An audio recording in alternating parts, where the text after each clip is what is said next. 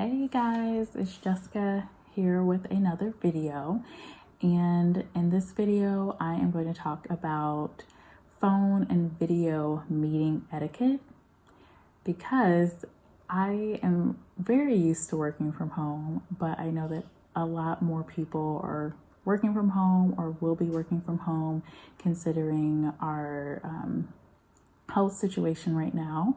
And I thought it would be helpful to just put together my 5 tips when it comes to handling phone and video calls. So if you're interested in that, then you'll definitely want to keep watching. There's no light. Hello? You guys on? Let me try. Okay. Oh. I'm not sure that worked. Sorry, guys. Hello? Hi. Who's this? Mike.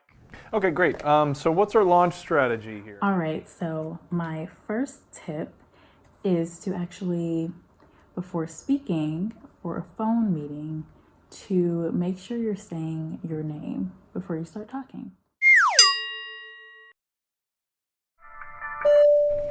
Beth has joined the meeting. Hello? Tyler? No, this is Beth from ICS. Oh, hey, Beth.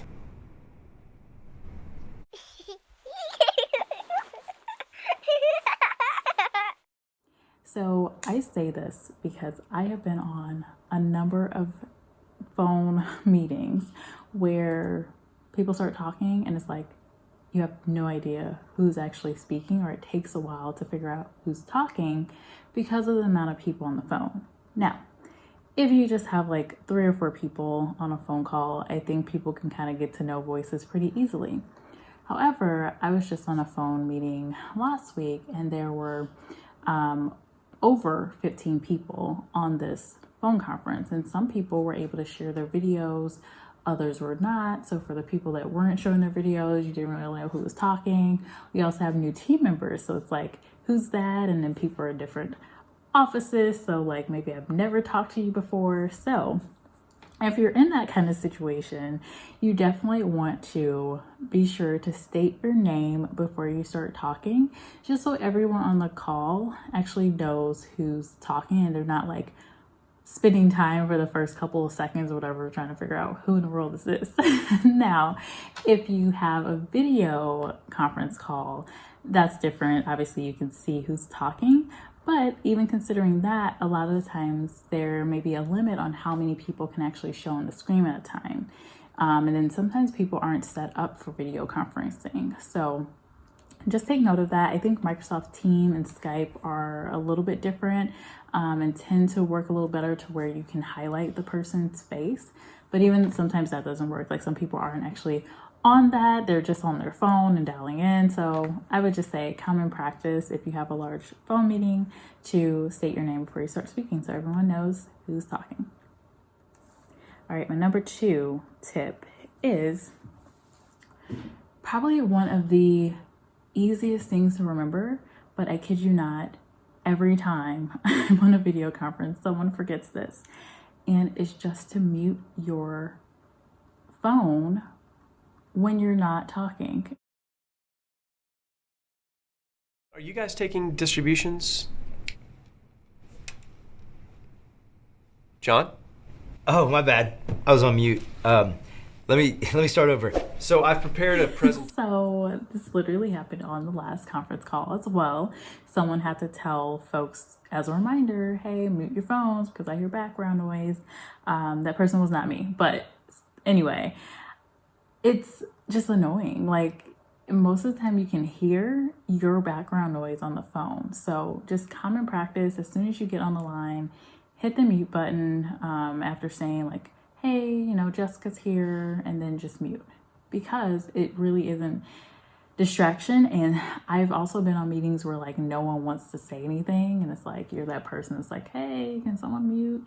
It's just annoying and it takes up time, and it's just does not lead for an effective meeting, but it always happens. So mute your phones, guys. Now, this next tip number 3, is to just take note of whether when you're joining a Skype or Teams or whatever platform you're using, when you're joining these meetings, pay attention to whether you are showing your webcam and where you're not. Because I've definitely had some conferences where people, you can kind of tell they don't realize they're on webcam. So you've got people doing this, like,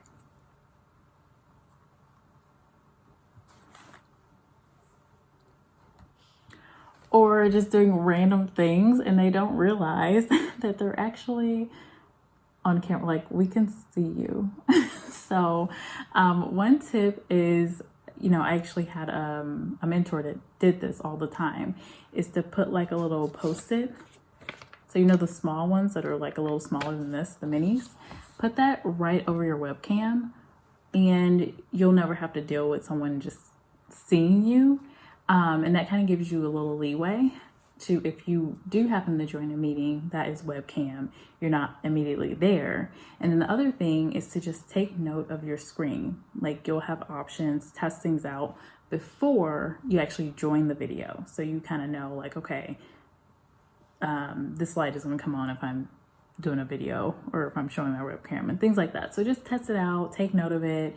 Don't be that person that's caught off guard and like showing themselves when they don't want to. Something else that comes into play is like just your dress. So just knowing ahead of time if it is going to be a video conference. So you can be like, oh, let me put on, nice sweater or something so that I look relatively nice for this video conference. So that's number 3. Moving on to number 4. And this tip is to just not speak over other people or not try to talk at the same time. Question What actually. we should do. Oh, Go ahead. Oh, well, I think what we should do. It actually depends on how you look at it, because the really come. Go ahead. Go ahead. I think Given what we- sales, what we we're at really- a I Let, think let me just say that Okay.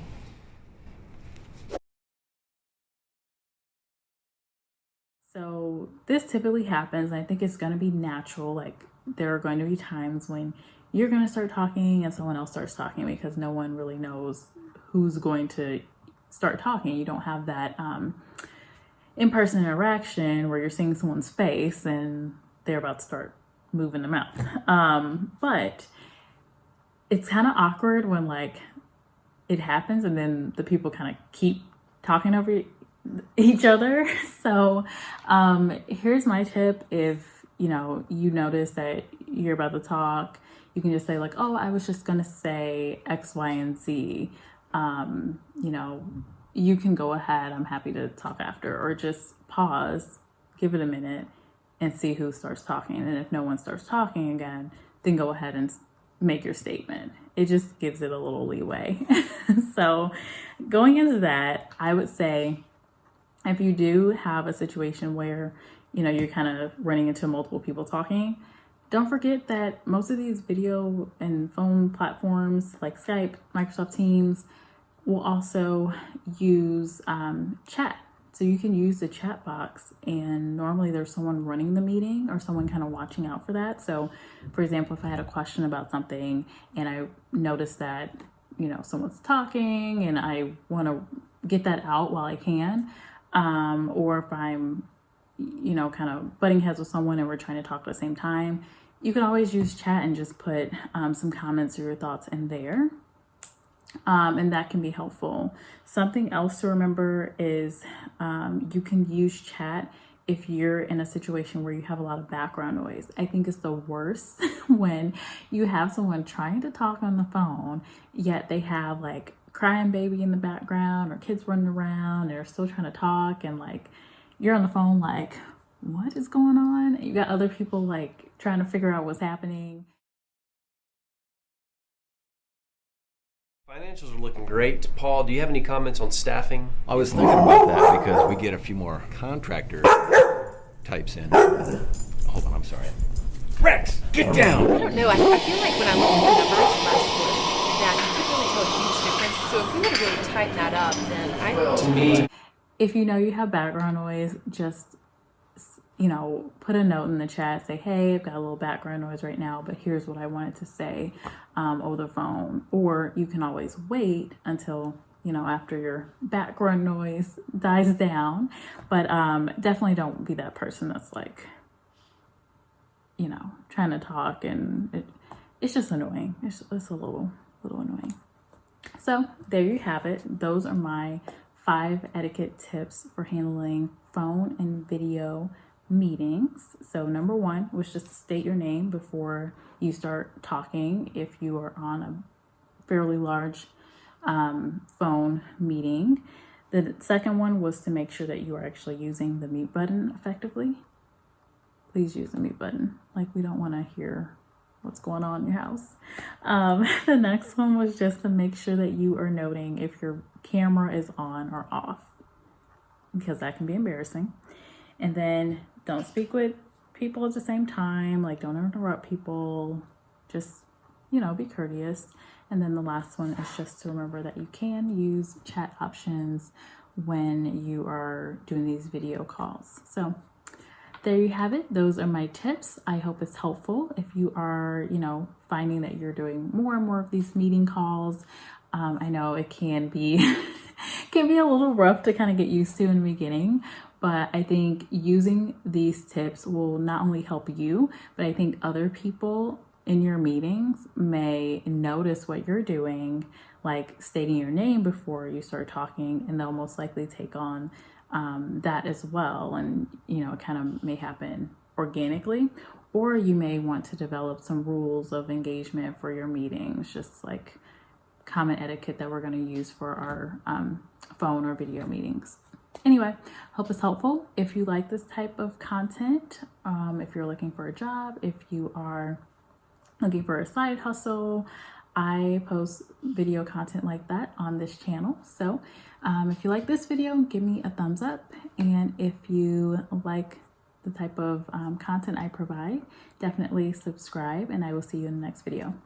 Bye guys, be safe.